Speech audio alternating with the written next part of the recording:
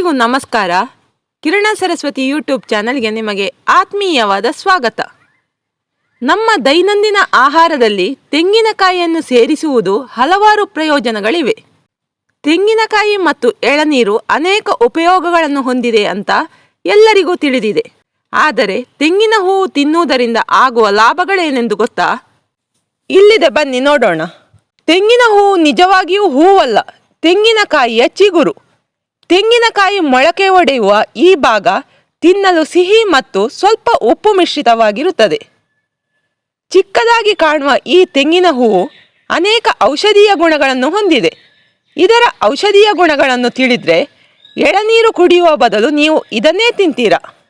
ದೇವಾಲಯಗಳಂತಹ ಪವಿತ್ರ ಸ್ಥಳಗಳಲ್ಲಿ ತೆಂಗಿನಕಾಯಿ ಒಡೆಯುವಾಗ ತೆಂಗಿನಕಾಯಿಯಲ್ಲಿ ಹೂವು ಬಂದರೆ ಅದನ್ನು ಶುಭ ಶಕುನವೆಂದು ಪರಿಗಣಿಸಲಾಗುತ್ತದೆ.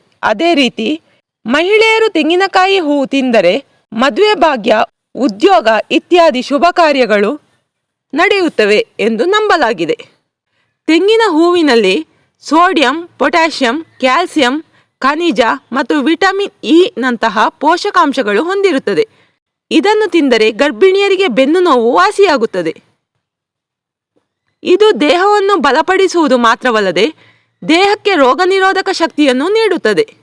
ತೆಂಗಿನಕಾಯಿ ಹೃದ್ರೋಗವನ್ನು ಗುಣಪಡಿಸುತ್ತದೆ. ಇದರಲ್ಲಿ ಫೈಬರ್ ಮತ್ತು ಪೊಟ್ಯಾಷಿಯಂ ಇರುವುದರಿಂದ ಹೃದಯಕ್ಕೆ ತುಂಬ ಒಳ್ಳೆಯದು. ಅಷ್ಟೇ ಅಲ್ಲ, ಅಧಿಕ ತೂಕ ಇರುವವರು ತೆಂಗಿನ ಹೂವನ್ನು ತಿನ್ನುವುದರಿಂದ ಕೊಲೆಸ್ಟ್ರಾಲ್ ಮತ್ತು ರಕ್ತದಲ್ಲಿನ ಸಕ್ಕರೆಯನ್ನು ಕಡಿಮೆ ಮಾಡಿಕೊಳ್ಳಬಹುದು.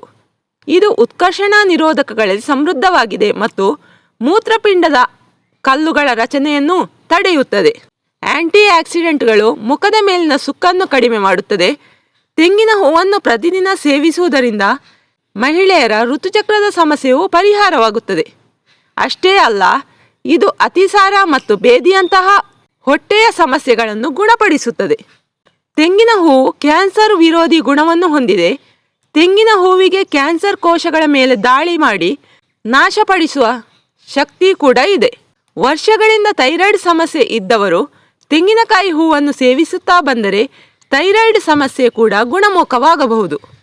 ತೆಂಗಿನ ಹೂ ಹೆಚ್ಚಿನ ಪೌಷ್ಟಿಕಾಂಶದ ಕಾರಣಗಳಿಂದ ಜನರು ಖರೀದಿಸಲು ಮತ್ತು ತಿನ್ನಲು ಇಷ್ಟಪಡುತ್ತಾರೆ. ಈ ಎಲ್ಲ ಮಾಹಿತಿಗಳು ನಿಮಗೆ ಇಷ್ಟವಾದರೆ ವಿಡಿಯೋವನ್ನು ಲೈಕ್ ಮಾಡಿ, ಶೇರ್ ಮಾಡಿ ಮತ್ತು ಕಮೆಂಟ್ ಮಾಡಿ. ನೀವಿನ್ನೂ ನಮ್ಮ ಚಾನಲನ್ನು ಸಬ್ಸ್ಕ್ರೈಬ್ ಮಾಡಿಲ್ಲ ಎಂದಾದರೆ ದಯವಿಟ್ಟು ಸಬ್ಸ್ಕ್ರೈಬ್ ಮಾಡಿ ಬೆಂಬಲ ನೀಡಿ. ಧನ್ಯವಾದಗಳು.